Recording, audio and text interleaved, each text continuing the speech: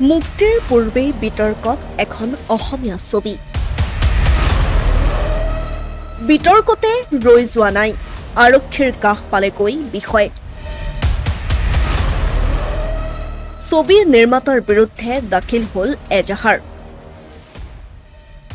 হয়, নতুন অসমীয়া চলচ্চিত্ৰ মালামাল বয়জত চুতীয়া শব্দটোৰ অপব্যৱহাৰ কৰাৰ অভিযোগেৰে মৰাণ আৰক্ষী থানাত এজাহাৰ দাখিল চুতীয়া যুৱ পৰিষদ অসম কেন্দ্ৰীয় সমিতিৰ। অহা 18 জুলাইত মুক্তি পাবলগীয়া নতুন অসমীয়া চলচ্চিত্ৰ মালামাল বয়জৰ ইতিমধ্যে মুক্তি পোৱা ট্ৰেইলাৰত চুতীয়া শব্দটোক তুচ্ছাৰ্থক ৰূপত ব্যৱহাৰ কৰাক লৈ ক্ষুব্ধ হৈ পৰিছে চুতীয়া যুৱ পৰিষদ অসমৰ কেন্দ্ৰীয় সমিতি। যিটো সময়ত অসমৰ মাননীয় মুখ্যমন্ত্ৰী ডক্টৰ হিমন্ত বিশ্ব শৰ্মা ডাঙৰীয়াই অসমৰ অন্যতম প্ৰাচীন ভূমিপুত্ৰ চুতীয়া জনগোষ্ঠীৰ যিটো চুতীয়া নাম, সেই চুতীয়া নামটোক তুচ্ছাৰ্থত অৰ্থাৎ ব্যংগাত্মক অৰ্থত ব্যৱহাৰ কৰাক লৈ অধিসূচনা জাৰি কৰিছে। সেই একে সময়তে অসমৰ এজন চলচ্চিত্ৰ পৰিচালক মৃণাল ডেকাই মালামাল বয়জ নামৰ চিনেমাখনত, যিখন আমি যোৱা কালিৰে পৰা বিভিন্ন ছ'চিয়েল মিডিয়াত আমি দেখা পাইছোঁ ছবিখনৰ ট্ৰেইলাৰ, আৰু ছবিখন আমি জানিব পৰা মতে অহা 18 জুলাইত ছবিগৃহত মুক্তি দিব। কিন্তু অত্যন্ত দুৰ্ভাগ্যজনক কথা এইটোৱেই যে এই মালামাল বয়জ নামৰ চিনেমাখনত চুতীয়া শব্দটো গালি অৰ্থাৎ তুচ্ছাৰ্থত ব্যৱহাৰ কৰি চলচ্চিত্ৰ পৰিচালকজনে অসমৰ অন্যতম ভূমিপুত্ৰ চুতীয়া জনগোষ্ঠীক কেৱল অপমান কৰাই নহয়, তেখেতে আমাৰ আত্মসন্মানত আঘাত হানিছে। গতিকে আজি আমি মৰাণ সদৰ থানাত সেই পৰিচালকজন, যিজন ব্যক্তি তেখেতৰ মৃণাল ডেকা নামৰ পৰিচালকজনৰ বিৰুদ্ধে আমি এজাহাৰ দাখিল কৰিছোঁ। সংগঠনটোৰ অভিযোগ অনুসৰি চলচ্চিত্ৰখনৰ পৰিচালক মৃণাল ডেকাই চুতীয়া শব্দটো গালি ৰূপত ব্যৱহাৰ কৰি অসমৰ প্ৰাচীন ভূমিপুত্ৰ চুতীয়া জনগোষ্ঠীক অপমান কৰিছে। শীঘ্ৰেই পৰিচালক মৃণাল ডেকাক চুতীয়া জনগোষ্ঠীৰ ওচৰত ক্ষমা খোজাৰ লগতে চলচ্চিত্ৰখনৰ ট্ৰেইলাৰ আৰু মূল কাহিনীত চুতীয়া শব্দটো উঠাই দিবলৈ দাবী জনাইছে। আৰু অহা 18 জুলাইত যিহেতু ছবিখনে মুক্তি পাব, আৰু ছবিগৃহত মুক্তি পোৱাৰ পূৰ্বেই সেই যিটো চুতীয়া শব্দটো গালি অৰ্থত ব্যৱহাৰ কৰিছে, সেই শব্দটো তেওঁলোকে তাৰ পৰা এডিট কৰি তেওঁলোকে আঁতৰাব লাগিব।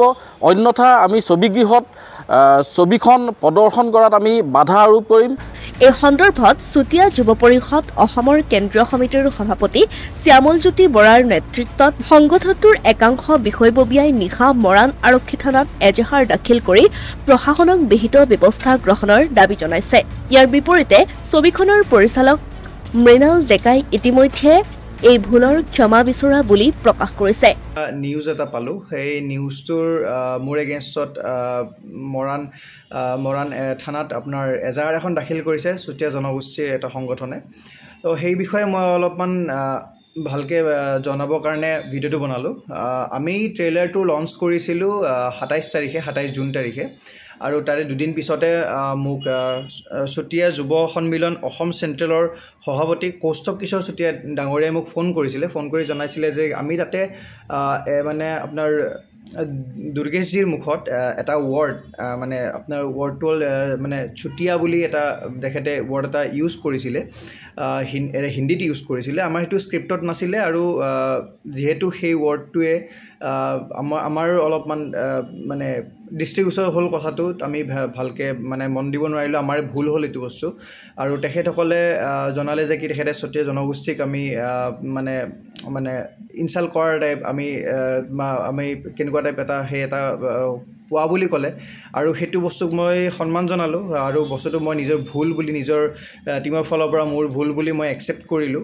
সেইটো 3-4 তাৰিখ মানে মই একচেপ্ট কৰিলোঁ ভুল বুলি, আৰু ভুল বুলি একচেপ্ট কৰি পিনে মই তেখেতসকলক জনালোঁ যে কি এই ৱৰ্ডটো চিনেমাখনত নাই। আৰু আমি চিনেমাখনত যেতিয়া চেঞ্চৰ কৰিছিলোঁ তেতিয়াই আমি সেই ৱৰ্ডটো কাটি দিছিলোঁ, খালি ট্ৰেইলাৰত থাকি গ'ল আমাৰ ৱৰ্ডটো। তো সেইটো আমি ভুল বুলি আমি তেতিয়াই একচেপ্ট কৰিছিলোঁ। আৰু তেখেতে ফেচবুক পোষ্ট যোগে তেখেত আৰু নিপু বৰুৱা বুলি ডাঙৰীয়া এজন তেখেতেও ফোন কৰিছিলে, তেখেতকো ছেইম বস্তুটো ক'লোঁ যে কি আমি এই ৱৰ্ডটো আমি ইউজ নকৰোঁ, যদি সেই ৱৰ্ডটো ইউজ আমি কৰি পিনে কোনো জাতি জনগোষ্ঠীক আমি দুখ দিয়াৰ বা মানে ইনচাল্ট কৰাৰ আমাৰ কোনো সেই মানে মতলবটো নাই, আমাৰ তেনেকুৱা কোনো ইণ্টেনশ্যন নাই। মোৰ এটা ভুলৰ কাৰণে ট্ৰেইলাৰটোত সেইটো থাকি গ'ল আৰু সেইটো বস্তু মই আঁতৰাই দিম বুলি মই প্ৰতিশ্ৰুতি দিছিলোঁ আৰু তেখেতসকলক দিয়া প্ৰতিশ্ৰুতি মৰ্মে মই নেক্সট যেতিয়া আমি ট্ৰেইলাৰ আমি ফেচবুকত হওক বা ইনষ্টাত হওক যিটো ট্ৰেইলাৰ আমি ইউজ কৰি আছোঁ সেই ট্ৰেইলাৰটোত সেই ৱৰ্ডটো আমি মিউট কৰি দিছোঁ মুক্তিৰ পূৰ্বেই বিতৰ্কৰ মাজলৈ অহা এই ছবিখনৰ এই বিষয়টোৱে পৰৱৰ্তী সময়ত কি ৰূপ লয় সেয়াহে হ'ব লক্ষণীয় অসমীয়া প্ৰতিদিন ডিজিটেল ডেস্ক এতিয়া বহি থকা নাই মই পলিচি বিকিব পৰা নাই তই চাহ বিকিব পৰা নাই নিজৰ দেহ বিকিব পৰা নাই স্ক্ৰিপ্ট মাৰি মুখ ভাঙি দিম